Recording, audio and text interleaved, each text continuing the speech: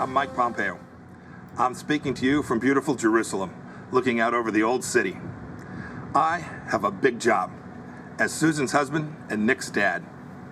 Susan and Nick are more safe, and their freedom's more secure because President Trump has put his America First vision into action. It may not have made him popular in every foreign capital, but it's worked.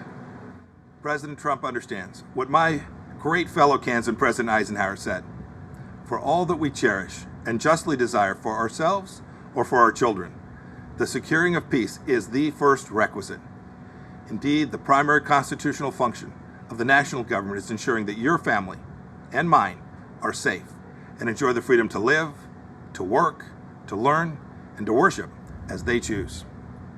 Delivering on this duty to keep us safe and our freedoms intact, this president has led bold initiatives in nearly every corner of the world. In China, he's pulled back the curtain on the predatory aggression of the Chinese Communist Party.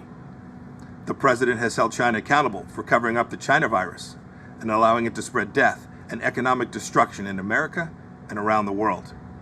And he will not rest until justice is done. He has ensured that the Chinese Communist Party spies posing as diplomats in America are jailed or sent back to China.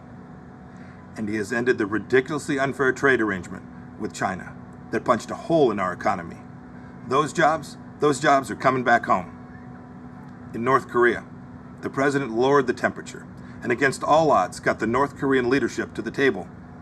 No nuclear tests, no long-range missile tests, and Americans held captive in North Korea came home to their families, as did the precious remains of scores of heroes who fought in Korea. Today, because of President Trump, NATO is stronger, Ukraine has defensive weapon systems, and America left a harmful treaty so our nation can now build missiles to deter Russian aggression. And in the Middle East, when Iran threatened, the president approved a strike that killed the Iranian terrorist Qasem Soleimani. This is the man most responsible for the murder and maiming of hundreds of American soldiers and thousands of Christians across the Middle East. And you'll recall, too, that when the president took office, radical Islamic terrorists had beheaded Americans, and ISIS controlled a territory in the size of Great Britain. Today, because of the president's determination and leadership, the ISIS caliphate is wiped out. It's gone. Its evil leader, Abu Bakr al-Baghdadi, is dead, and our brave soldiers, they're on their way home. The president exited the U.S. from the disastrous nuclear deal with Iran and squeezed the Ayatollah, Hezbollah, and Hamas. The president, too, moved the U.S. Embassy to this very city of God, Jerusalem, the rightful capital of the Jewish homeland. And just 2 weeks ago, the president brokered a historic peace deal between Israel and the United Arab Emirates. This is a deal that our grandchildren will read about in their history books. You know, as a soldier, I saw firsthand people desperate to flee to freedom. The way each of us can best ensure our freedoms is by electing leaders who don't just talk, but who deliver.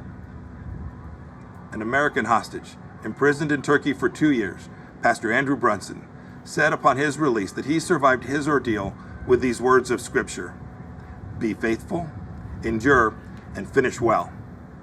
If we stay the course, we will. May God richly bless you, and may God bless our great nation, the United States of America.